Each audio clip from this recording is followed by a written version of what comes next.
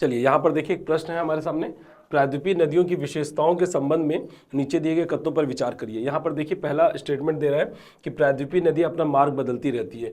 दूसरा, ये नदियाँ विसर्पों का निर्माण नहीं करती। प्रायद्वीपीय नदियाँ अपने मुहाने पर डेल्टा का निर्माण करती है। प्रायद्वीपीय नदियों की अपवाह द्रोणियाँ आकार में अपेक्षाकृत छोटी होती है। देखिए यहाँ पे एक बात समझिएगा, प्रायद्वीपीय नदियाँ अपना मार्ग बदलती रहती है। देखिए प्रायद्वीपीय नदियाँ जो है सामान्य तौर पे भ्रंश घाटी में बहती है और सीधे मार्ग का अनुसरण करती है। ज़्यादा मार्ग अपना नहीं बदलती, मार्ग बदल भी नहीं सकती क्योंकि मार्ग तब बदला जाता है जब नदी किस आकार में बहती है, तो बता दीजिएगा विसर्प आकार में, और प्रायद्वीपीय नदियाँ विसर्प आकार में नहीं बहती।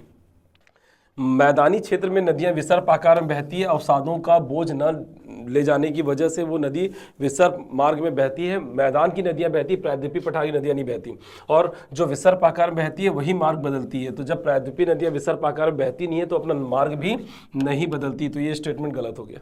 दूसरा, ये नदियां विसर्पों का निर्माण नहीं करती। बिल्कुल, प्रायद्वीपीय पठार की नदियां विसर्पों का निर्माण नहीं करती, तो ये सही हो गया।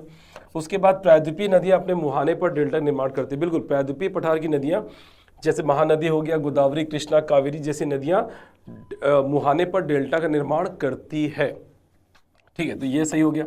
प्रायद्वीपीय नदियों की अपवाह द्रोणियां आकार में अपेक्षाकृत छोटी होती है।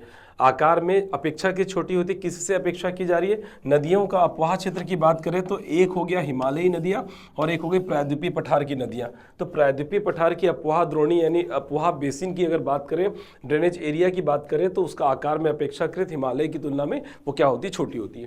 तो ये भी सही है आपका। ठीक है, तो यहाँ पर अगर आपसे पूछ रहा है उपयुक्त में से कौन सा कथन सत्य है, तो सत्य की बात करें तो देखिए दूसरा, तीसरा, चौथा सही है, पहला गलत है। तो ऑप्शन में देखिएगा दूसरा, तीसरा, चौथा सही है, ऑप्शन नंबर 20 का क्या हो जाता है? सही जवाब हो जाएगा। ठीक है, चलिए।